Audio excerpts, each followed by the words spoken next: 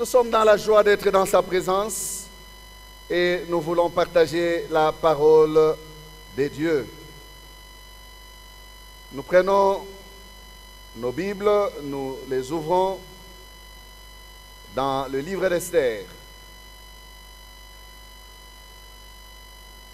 Esther, chapitre 6, verset 13. Esther 6, 13.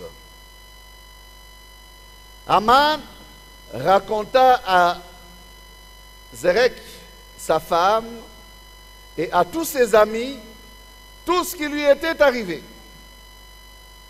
Et ses sages, et Zérek, sa femme, lui dirent: si Mardoché, devant lequel tu as commencé de tomber, est de la race des Juifs, tu ne pourras rien contre lui, mais tu tomberas devant lui. Amen. Nous proclamons notre texte de l'année, Luc 2, verset 34. On y va ensemble, on y va. Simeon les bénit et dit à Marie sa mère: voici, cet enfant est destiné à amener la chute et le relèvement de plusieurs en Israël, et à devenir un signe qui provoquera la contradiction. Amen. Bon appétit. Nous bénissons le Seigneur qui nous donne la force et la bonne santé pour le servir. Nous retrouvons notre thème ici ce matin: devenir un signe. Devenir un signe, Mardoché.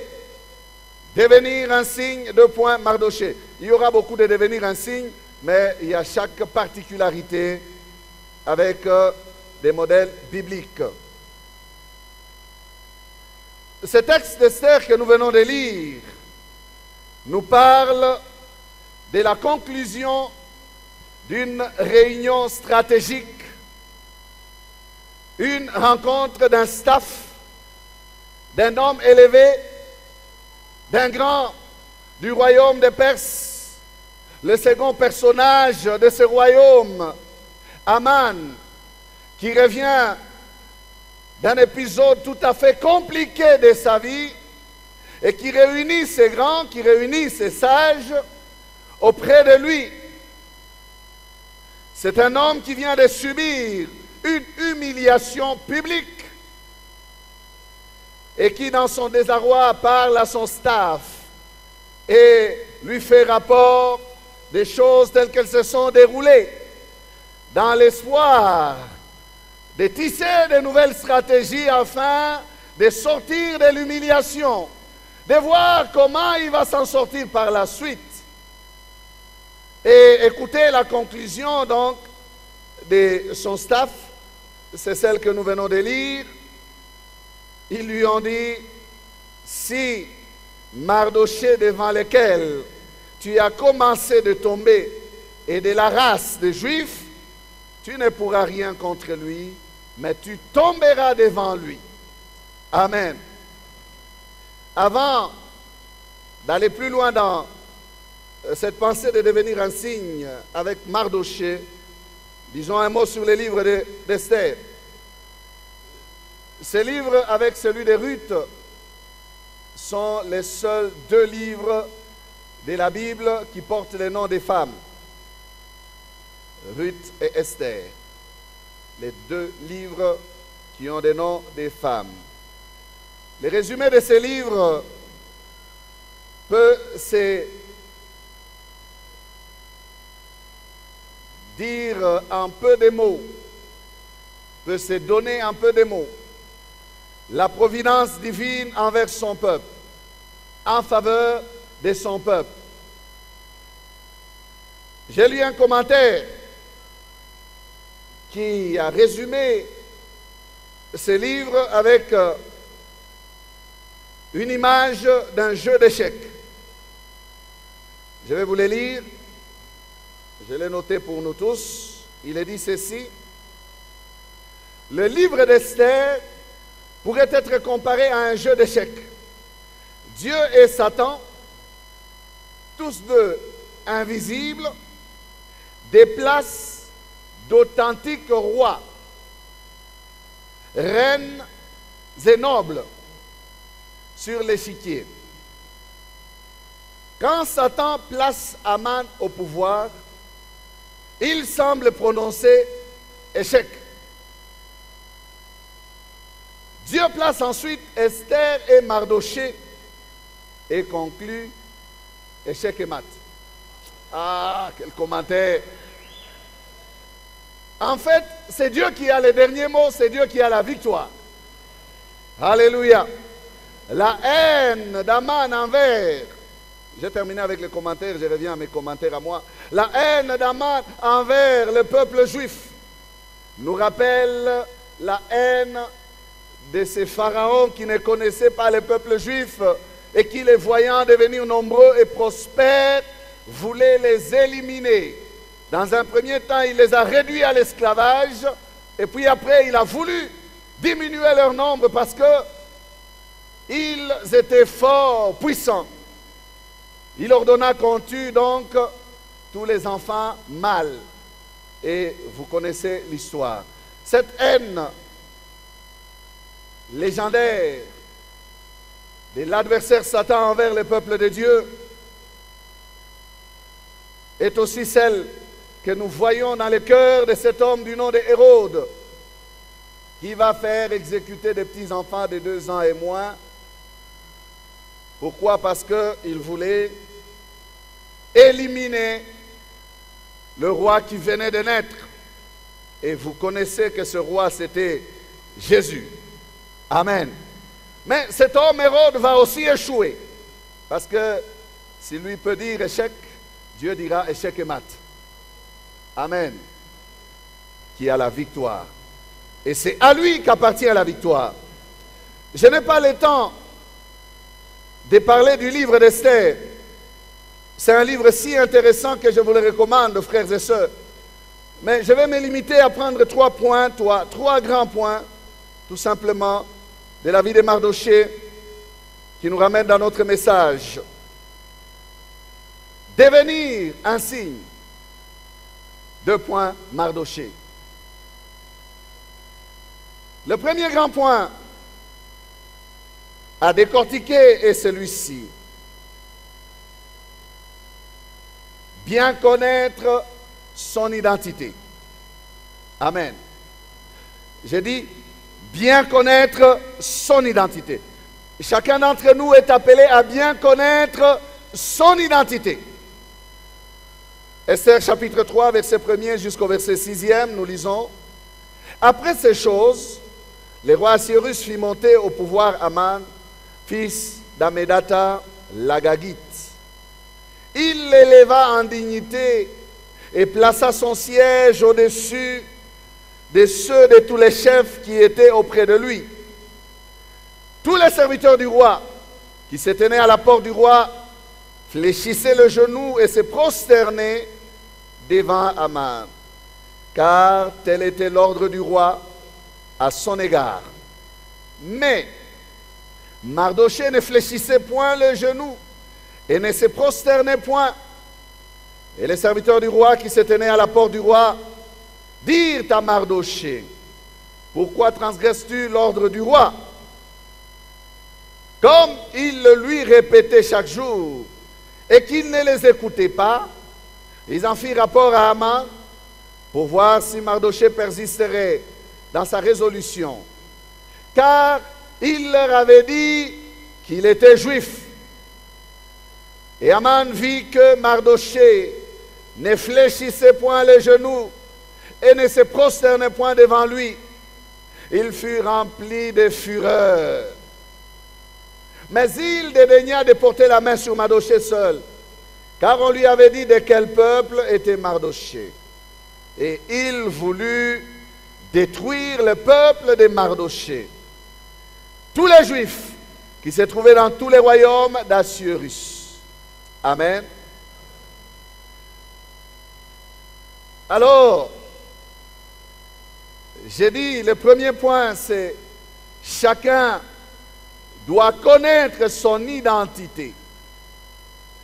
Un petit rappel de l'origine de Haman. cet homme qu'on dit être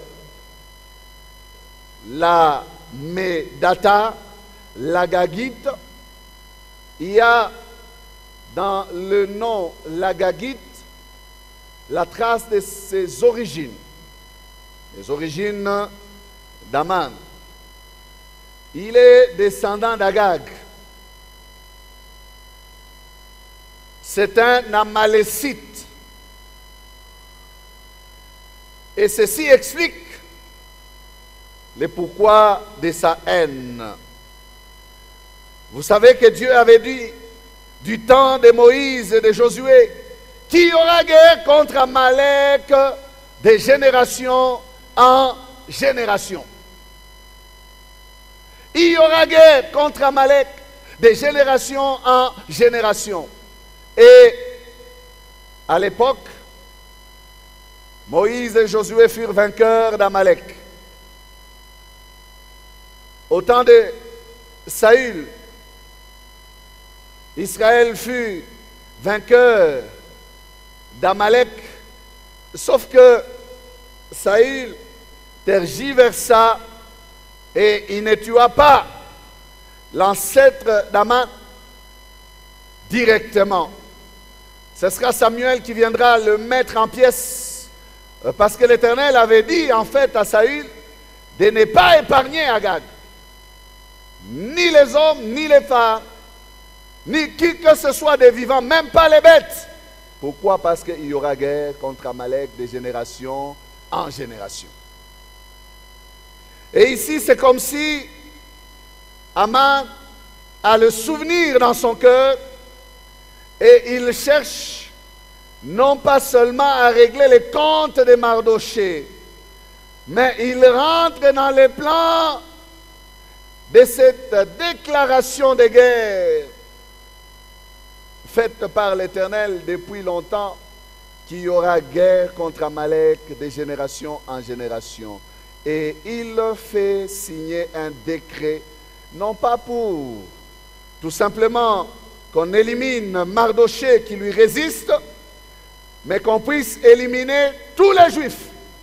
C'était un prétexte qu'il a trouvé. De par l'indiscipline de Mardochée, il allait donc avoir atteinte à la vie de tous les Juifs. Donc, je vous donne là le soubassement du conflit réel qui existe entre Amalek et l'Éternel. Mais regardez comment cet homme Mardochée réagit. Non seulement que les autres savaient qu'il était juif, mais il était le premier à le savoir. Amen. Les autres n'ont fait que constater qu'il était juif. Il connaissait son identité, lui, Mardochée. Tout ce qui va se passer dans ces livres, voilà l'élément déclencheur. La connaissance de son identité. C'est parce qu'un homme connaît son identité qu'il refuse de la brader, de se comporter autrement qu'elle lui exige son identité, que la guerre se déclenche, que le combat va commencer. On peut dire à Mardochée, on peut lui dire, mais toi aussi. Et ça, les gens le lui disaient. Mais qu'est-ce que ça fait quand tu vois le premier ministre là, l'autorité, mais même dans votre loi, il est dit que toute autorité vient de Dieu. Fais seulement comme ça, fais même semblant. Non! Mardochée restait là. Tout le monde pouvait descendre, mais lui restait debout. Il était remarquable. Ça se voyait. Il a été conseillé, menacé, encouragé à se mettre à genoux. Mais il refusait. Pour raison qu'il avançait, je suis juif. Je suis juif. Quiconque pouvait lui demander, pourquoi tu ne descends pas devant l'autorité? Il disait, je suis juif. Alors, la Bible dit que pour voir s'il va persister dans sa résolution s'il va tenir ferme dans sa décision de ne pas fléchir, on l'accuse. On dit à l'autorité qu'il brave, que voilà, il y a un monsieur ici qui se dit être juif et qui ne se prosterne pas devant toi. Ces gens qui l'accusent ainsi, espéraient le voir paniquer et que prochainement, parce qu'ils l'ont accusé, il changerait d'attitude. Mais curieusement, au prochain passage de cet homme avec son cortège officiel, certainement qu'on sonnait du corps de la trompette devant lui, on annonçait son passage. Tout le monde s'est prosterné à la porte du roi. Mais il y a un homme, un seul, qui restait debout. Mardochée était là, bien droit. Ah, ça a énervé Aman. Je m'imagine que cet homme faisait des tests. Il disait, bon, on repasse par le même chemin pour voir si cet homme va changer. Mais curieusement, la seule tête qui restait debout, c'était la tête de Mardochée. Et il se disait encore, mais qu'est-ce que je dois faire pour briser cet orgueil, l'orgueil de cet homme? Que dois-je faire pour l'amener à fléchir devant mon autorité? Combien de temps cela a duré? Je ne sais, la Bible ne nous le précise pas, mais nous voyons que c'était tellement sérieux que Aman prit la décision de voir le roi. Il va voir le roi et il va pousser le roi à décider du massacre de tous les Juifs en échange de beaucoup d'argent qu'il lui donnerait, qu'il verserait dans les trésors du roi. Alors, frères et sœurs, connaître qui on est, c'est un point important de notre vie chrétienne, de la vie chrétienne. Bien souvent, les gens pensent que connaître qui on est dépend des moyens. Ils pensent que tenir tête, avoir du caractère est un problème des positions sociales. Non, non, non, non, non, non. Ici, Mardochée n'est rien. Il n'a aucun titre dans ces royaumes-là. Il n'a aucune position. Du reste, quand vous lisez très bien, il vit à la porte du roi. C'est comme si c'était un phaseur. Il n'était pas engagé parmi les gardes du roi. Mais on acceptait qu'il soit là, comme ça là. Peut-être parce qu'il y avait toujours des regroupements, souvent aux portes des villes. Et là, à cette porte du roi, il y vivait, il y siégeait, il y restait, sans position aucune. Donc, connaître qui on est, ou ce qu'on est, ne dépend pas de notre position sociale. Ce qu'on est n'a rien à voir avec ce qu'on a. Amen. Je répète cela, je dis, ce qu'on est n'a rien à voir avec ce qu'on a. Il y a beaucoup de personnes qui pensent devenir de quelqu'un parce qu'ils ont quelque chose. Non. Non, non. Cette valeur-là, en français, on parle d'une valeur intrinsèque. C'est en toi, ce n'est pas avec des choses qui t'accompagnent, non. Ce qu'on est, c'est en toi. Ce n'est pas avec les choses que tu as. Mais ce qui est difficile, ce n'est rien à voir et exercer une influence. Amen. Tout simplement parce qu'on est quelqu'un et on exerce son influence. Sans des billets à gauche, des billets à droite. Mais on a un poids, une influence. Et chacune de nos actions, chaque décision à prendre, chaque attitude à adopter, toutes ces choses, frères et sœurs, doivent découler de ce que nous sommes et non de ce que nous avons. Nos réactions, nos attitudes ne doivent pas dépendre de ce que nous avons. Un homme du nom d'Asaph, dans le psaume 73, verset 15, va déclarer son identité. Il va refuser de faire comme tout le monde, parce qu'il a dit, je trahirai la race de ton peuple. Psaume 73, verset 15, il dit, si je disais, je veux parler comme eux, voici, je trahirai la race de tes enfants. Il se réserve parce qu'il pense à son identité.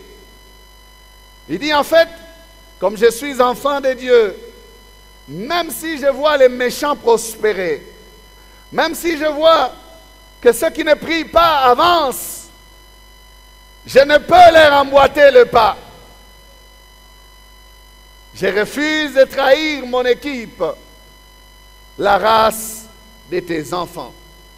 Amen. Cet homme s'est retiré de la pensée de faire du mal parce qu'il pense à son identité. Il a pensé à son identité. Mardochée refusait de se mettre à genoux devant Aman, non pas pour les défier, non.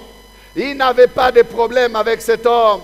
Il ne faisait qu'obéir à son identité. Son identité de juif lui interdisait. Amen. Et nous voyons notre divin modèle, Jésus-Christ, le modèle par excellence, refuser de se mettre à genoux devant le diable, malgré les propositions que celui-ci lui avait faites. Il lui a dit quoi? Tous les royaumes de la terre sont à moi. Si tu te prosternes devant moi, je te donnerai tous ces royaumes et toute leur gloire. Parce que celle-ci m'a été donnée. Jésus a refusé. Il a obéi à la parole. Tu ne te prosterneras pas devant aucun autre Dieu que l'Éternel ton Dieu, et lui seul tu serviras. Amen. Mardochée connaissait ce principe. Ne dites pas, ça ne fait rien. C'est tout simplement un geste. Alors vous savez, ici chez nous, il y a des personnes, même dans le Seigneur, j'ai vu des personnes saluer en faisant la génuflexion. Il faut arrêter de faire des choses comme ça. Et ils pensent qu'ils sont polis ou elles sont polies. Arrête! Tu n'as pas raison de te mettre à genoux devant qui que ce soit, même pas de faire comme ça. Qui qu'il soit. J'ai dit qui qu'il soit. Pourtant, j'ai vu aussi des leaders spirituels exiger. Ils vont à l'encontre de la parole de Dieu. Exiger que dans leur présence, on doit se mettre à genoux. Des leaders, soi-disant leaders spirituels. Qui es-tu, toi, homme? Alors que des hommes comme Pierre ont refusé qu'on se mette à genoux devant eux. Ils ont dit, non, lève-toi, ne te mets pas à genoux, je ne suis qu'un homme. Je ne suis qu'un homme, je ne suis qu'un homme. Écoutez, je ne me limite même pas à Pierre. Alors que des anges ont refusé que des hommes se mettent à genoux devant eux. Parce qu'en fait, ce geste n'est réservé qu'au Dieu vivant et vrai.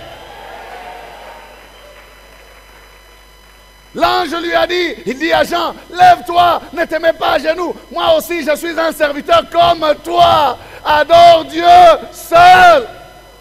Se mettre à genoux est donc un geste d'adoration, de soumission. Mardochée refusé. Il n'a pas de titre, il n'est rien, il n'a pas de moyens, mais il a du caractère. Par définition, une identité, c'est ce qui détermine une personne. L'identité, c'est ce qui détermine une personne. Quand on te parle de ta carte d'identité, sur cette pièce-là, il y a des caractéristiques te concernant. On veut te connaître, tu dois brandir ta carte. C'est ce qui te détermine. Ton identité détermine ce que tu es. Lorsque tu brades ton identité, tu brades ta valeur. C'est l'identité qui fait que tu sois particulier. C'est l'identité, ton identité, qui fait que tu sois toi. Tu es toi à cause de ton identité.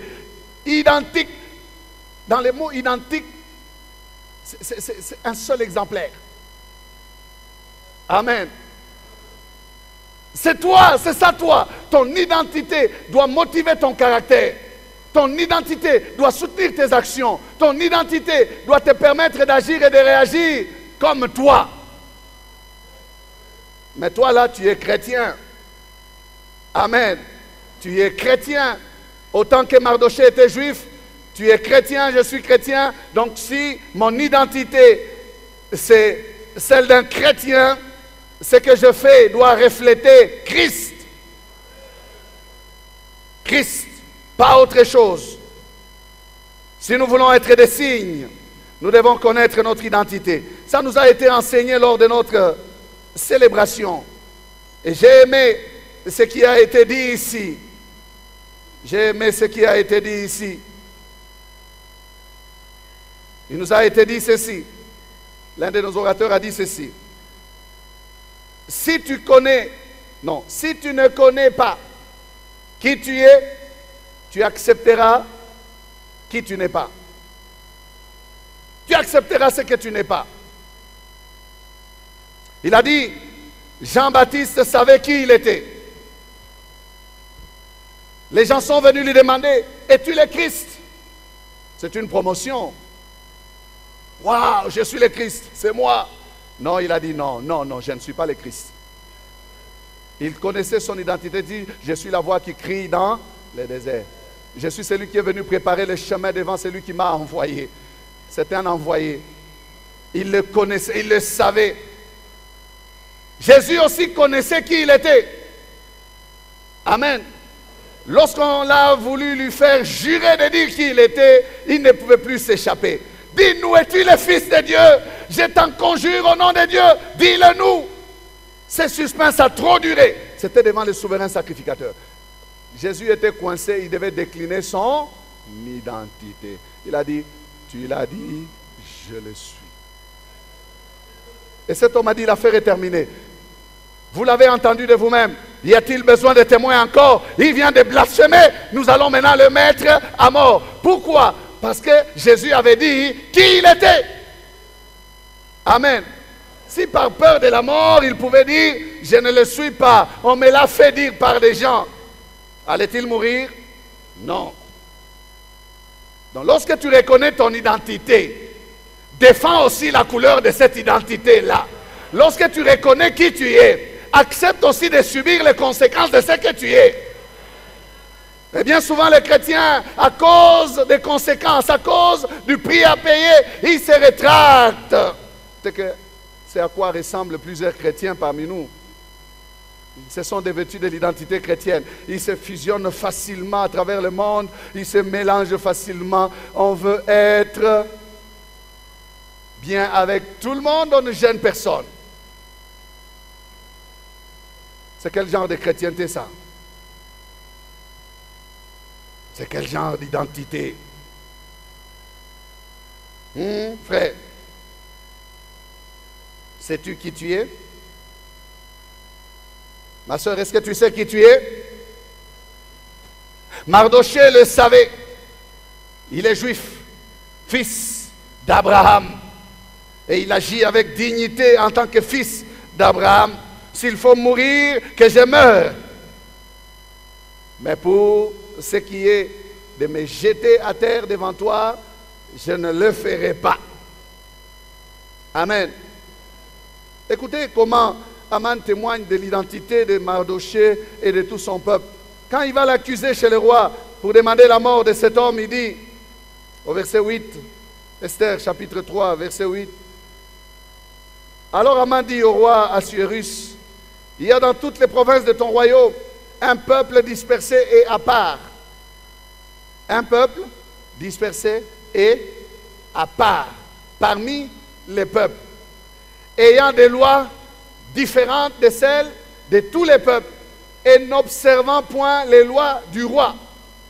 Il n'est pas dans l'intérêt du roi de les laisser en repos. Voilà la cause de notre problème. Il ne sera jamais dans l'intérêt du diable de te laisser en repos. Tant que tu afficheras ton identité, que tu es contre son idéologie, il te fera la guerre. Et ce que le diable veut, c'est quoi? C'est que tu mettes un peu d'eau dans ton identité, que tu vives dans le mélange. Et c'est ça ce que le monde veut. On parle de tolérance. Soyez tolérants, vous êtes trop exigeants. Soyez tolérants, vous exagérez. Vous croyez être des saints. Vous croyez que c'est vous seul. Oui, je ne crois pas, mais je vis tout simplement. Je n'ai pas de problème avec toi, mais je veux tenir dans mon identité. Ce n'est pas un problème par rapport à qui que ce soit. Ce peuple est un peuple mis à part. Et il est dit qu'il a ses propres lois. Nous avons notre propre loi, notre propre constitution. Nous avons nos coutumes à nous qui sont des coutumes spirituelles, des coutumes célestes qui n'ont rien à voir avec les coutumes de nos tribus. Gloire à Dieu, nous sommes un peuple mis à part. Nous sommes sortis du monde. Nous n'avons rien à voir avec les coutumes du monde. Nous avons notre propre loi, nos propres lois, notre propre constitution. Amen. Alors tu devras savoir que vivre ton identité te créera des problèmes. Mais c'est comme ça que tu seras un signe. Ne fuis pas les problèmes. Ne cherche pas à t'adapter, à t'accoutumer avec tout le monde. Sinon tu deviens un chrétien caméléon. 1 Pierre 4, 15 à 16. J'ai dit, vivre ton identité va te créer des problèmes. Mais c'est un sujet de gloire. C'est dans les problèmes là que tu démontreras que tu es un signe. 1 Pierre 4, 15 à 16. Que nul de nous, j'ai dit de nous, mais il est écrit de vous. Que nul de nous, en effet, ne souffre comme meurtrier, ou voleur, ou malfaiteur, ou comme s'ingérant dans les affaires d'autrui. Mais si quelqu'un souffre comme chrétien, qu'il n'en ait point honte, et que plutôt il glorifie Dieu à cause de ce nom. Amen. Et que plutôt il glorifie Dieu à cause de ce nom. Que tu ne souffres pas comme voleur, toi qui te dis chrétien. Non. Qu'on t'accuse de vol, mais que tu n'aies pas volé. Qu'on t'accuse des choses que tu n'aies pas faites, mais ne les vis pas. C'est ça un sujet de gloire. Deuxième point. Le deuxième point est que tu dois toujours être du côté du bien. Nous devons, en tant que chrétiens, être toujours du côté du bien. En tant qu'enfants de Dieu, nous sommes appelés à faire du bien. Non pas seulement faire du bien, mais être des hommes de bien. Amen. Être des hommes de bien. Des femmes de bien. Faire le bien. Pratiquer le bien, les bonnes œuvres. Dieu lui-même va nous conseiller, il dit, voici,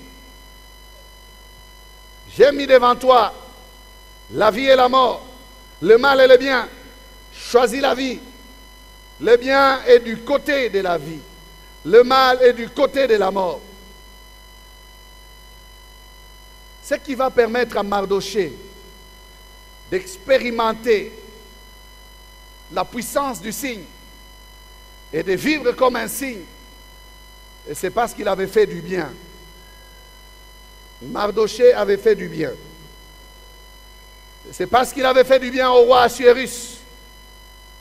Un jour, alors qu'il était à la porte, il va entendre un complot qui est en train de se tramer contre le roi. Des gens veulent assassiner le roi. Mardoché le dit à sa fille adoptive, Esther, qui le dit au roi. Nous allons lire cela. Esther 2, 21, 23. Dans ce même temps, comme Mardoché était assis à la porte du roi, Bigtan et Teresh, deux eunuques du roi, gardes du seuil, cédèrent à un mouvement d'irritation et voulurent porter la main sur le roi Assuérus. Mardoché eut connaissance de la chose et en informa la reine Esther. qu'il a redit au roi de la part de Mardochée. Le fait ayant été vérifié et trouvé exact, les deux eunuques furent pendus à un bois. Et cela fut écrit dans les livres des chroniques en présence du roi. Amen. Mardochée est intervenu et le roi a eu la vie sauve. Et la Bible dit que cela fut écrit dans les livres en présence du roi. Tout comme Assuérus avait un livre, notre Dieu qui est au ciel a aussi des livres de souvenirs. Tous les biens que nous faisons, bien-aimés, sont mentionnés dans les livres de souvenirs. C'est par ce bienfait de Mardochée que cet homme de Mardochée va non seulement être connu du roi, mais il va être connu des livres aussi. Son nom va être inscrit dans les livres et il va être connu aussi de tout le peuple. Quand il avait dénoncé les complots, le roi, dans l'effervescence d'avoir été épargné, a oublié de récompenser l'auteur de cette action. Si les hommes peuvent oublier, Dieu, lui, ne va pas oublier. C'est pour cela que l'encouragement de la parole de Dieu, c'est lequel? Ne vous lassez pas de faire du bien. Il faut persévérer, frère. C'est une sémence. C'est un point que tu marques. C'est quelque chose qui pourra t'ouvrir une porte un jour, sans que tu le saches. Amen. Lisons. Esther 6, 3 à 4. Le roi dit, quelle marque de distinction et d'honneur Mardochée a-t-il reçu pour cela? Il n'a rien reçu, répondirent ceux qui servaient le roi. Alors le roi dit, qui est dans la cour? Aman était venu dans la cour extérieure de la maison du roi pour demander au roi de faire pendre Mardochée au bois qu'il avait préparé pour lui. Ah bon? Nous avons bien lu, hein? Il était venu dans la cour du roi faire quoi? Pour demander au roi de pendre Mardochée au bois que lui-même avait préparé pour Mardochée. Lui, Aman. Frères et sœurs, c'est Dieu qui contrôle les choses. C'est Dieu qui contrôle les événements. Pendant que l'ennemi a un dossier de mort pour toi, Dieu a un dossier de vie pour toi. Pendant que l'ennemi a un dossier de malédiction pour toi, Dieu a un dossier de bénédiction pour toi. Le problème, ce n'est pas qu'il y a les sorciers. Le problème, c'est que tu as un Dieu. Le problème, ce n'est pas ce qu'ils ont décidé. Le problème, c'est ce que ton Dieu a décidé. Alors, écoutez la suite de l'histoire. C'est intéressant. Versets 6 à 10. Aman entra et le roi lui dit, que faut-il faire pour un homme que le roi veut honorer? Aman s'est dit en lui-même, quel autre que moi le roi voudrait-il honorer? Et Aman répondit au roi, pour un homme que le roi veut honorer, il faut prendre le vêtement royal. Il parle pour lui. Ah, l'égocentrisme. Pour un homme que le roi veut honorer, il faut prendre le vêtement royal dont le roi se couvre et le cheval que le roi monte et sur la tête duquel se pose une couronne royale. Remettre les vêtements et le cheval à l'un des principaux chefs du roi. Puis revêtir l'homme que le roi veut honorer, le promener à cheval à travers la place de la ville et crier devant lui. C'est ainsi que l'on fait à l'homme que le roi veut honorer. Le roi dit à Aman, surprise, prends tout de suite. Le roi dit, ce n'est pas un problème. Les vêtements, mon vêtement, je peux les donner. Prends tout de suite les vêtements et le cheval, comme tu l'as dit. et fais ainsi pour Mardochée, le juif qui est assis à la porte du roi. Ne néglige rien de tout ce que tu as mentionné. Allez, exécution. Oh! Ebaluka Kanango! Frère, ça change. Les malheurs que tu veux à l'autre risquent de t'arriver toi-même. Sois un homme de bien. Un signe, c'est un homme de bien. Quelqu'un qui veut être remarquable, c'est un homme de bien. Tu es là dans les cabales, tu veux toujours les malheurs des autres. C'est toi-même qui vas en pâtir. Non, je ne suis pas en train de te maudire. Je parle à Aman. Vous savez, dans la vie, il y a des gens qui cherchent à se positionner, mais il y a des autres que des positions recherchent. Il y a des gens qui cherchent à se positionner, mais il y a des gens que des positions recherchent. Ce qui est intéressant, c'est que jusque-là, Mardochée n'a même pas la résidence officielle. On l'a déjà honoré. Ce n'est que l'avance de ce qu'il est et de ce qu'il va devenir qui commence à s'implanter. Après ces choses, il est rentré auprès des gardes. Aman est entré dans sa maison. C'est là où la réunion s'est tenue maintenant.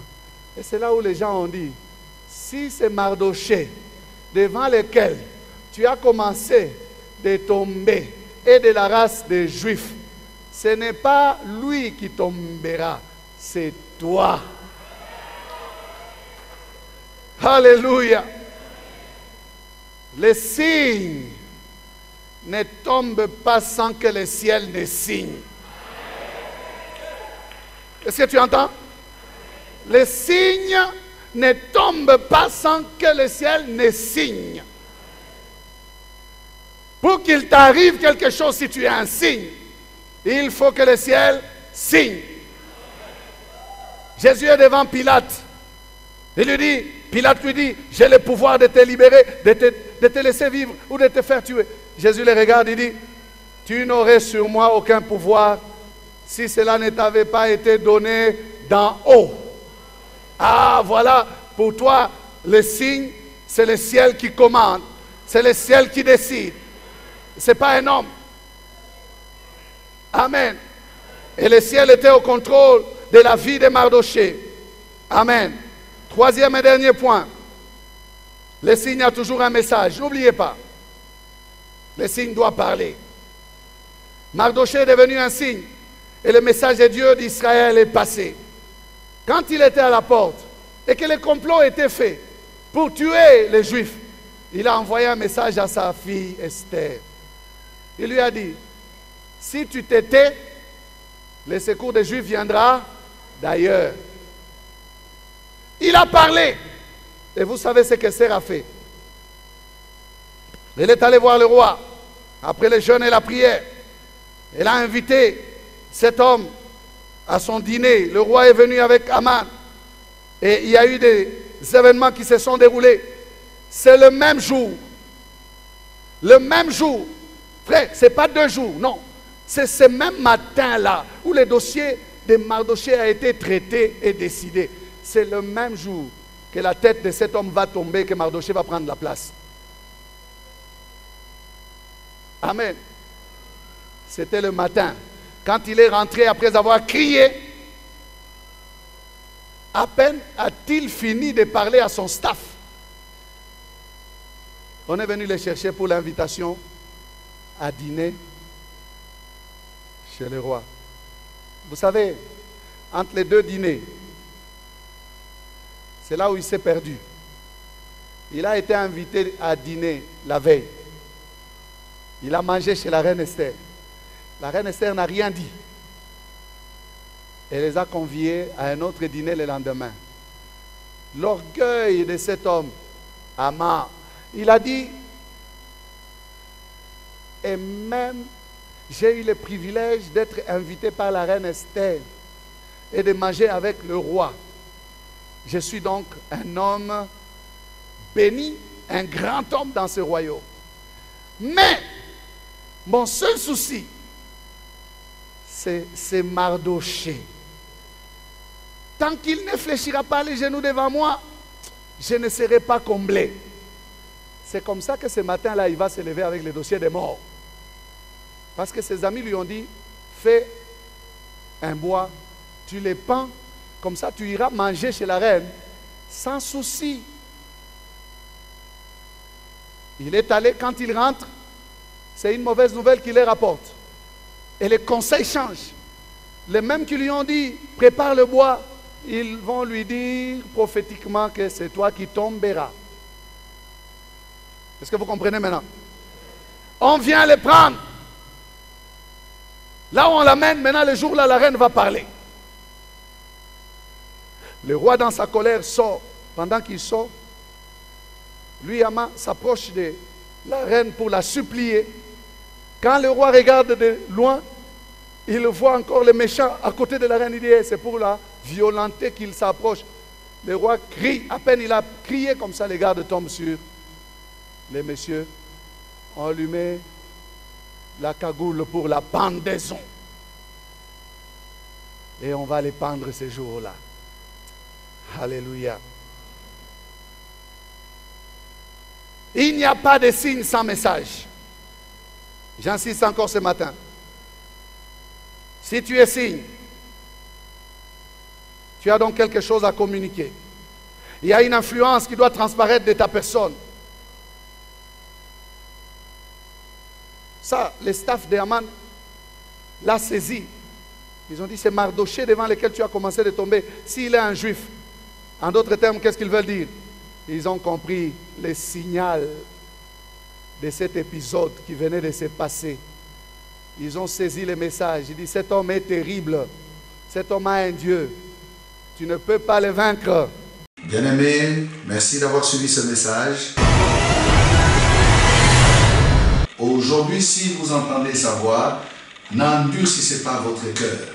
Jésus vous aime. Nos prédications sont en continu sur notre site web qui est www.labornelouchi.net. Vous pouvez aussi nous écrire aux adresses électroniques suivantes: lepasteur@labornelouchi.net, guillamani@gmail.com. Pour toutes vos requêtes, écrivez-nous à l'adresse électronique suivante: requêtes@labornelouchi.net. Et si vous désirez nous contacter, appelez-nous au numéro suivant: 099 99 56 891.